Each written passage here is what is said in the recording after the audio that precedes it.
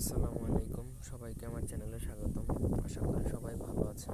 আজকের ভিডিওর টপিক হচ্ছে শত্রুর জবান বন্ধ করিবার একটা আশ্চর্য দিব।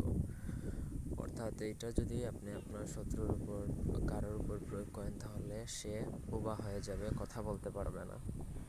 এটা তাদের উপর প্রয়োগ করা হয়, মনে করেন আপনার শত্রু আপনার খুব বেশি ক্ষতি করতেছে, অথবা আপনি এমন কোনো কথা বলবে যেটা বললে আপনার সমস্যা হবে, অথবা অনেক সময় দেখা যায় যে অনেক বিচার হয়, বিচারের সময় ও যদি ভুল স্টেটমেন্ট দেয় তখন আপনার ক্ষতি হবে। তখন চাইলে আপনি তাকে এই নকশা দ্বারা বোবা করতে পারবেন। প্রপারলি কাজ করলে কাজ করবে, এটা 100% শিওর।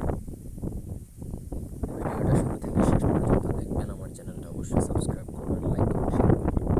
ব্যক্তিগত যে কোনো কাজের জন্য স্ক্রিনে দেওয়া নম্বরে সরাসরি ফোনে বা হোয়াটসঅ্যাপে যোগাযোগ করে যে কোনো কাজ করাতে পারবেন, দেশে বিদেশের বাইরে। এই নকশা দ্বারা কাজ করার পূর্বে আমার অনুমতি লাগবে। অনুমতি নিতে ভিডিওতে 10টা কমেন্ট করলে প্রত্যেককে অনুমতি দেওয়া হবে। স্ক্রিনে দেওয়া নকশাটা আপনাকে কবচ বানায় নদীর কিনারায় মাটির মধ্যে গাড়তে হবে, তাহলে শত্রুর জবান বন্ধ হবে। এটা লেখকের পরীক্ষিত এবং এটা শত সহস্রবার আমি প্রয়োগ করেছি, প্রতিবারই এটা পরীক্ষিত। নকশাটা লিখতে হবে ভোজপত্রের মধ্যে জাফরান কালি দ্বারা। অন্য কোনো কালি দ্বারা লিখলে হবে কিনা জানি না, আমার কোনো জানা নাই, আপনারা চাইলে করতে পারেন, তবে নিয়মের বাইরে কাজ করলে কাজ হয় না, এতটুকু আমি জানি। নকশাটা লেখার শেষে আপনাকে নকশার নিচে অবশ্যই শত্রুর নাম, সে ছেলে হলে পিতার নাম, মেয়ে হলে মাতার নাম লিখে প্রপারলি নকশাটা লিখবেন। কোনো অংশ ভুল করবেন না, ভুল করলে অনেক সময় এগুলো নিজের উপর লাগে।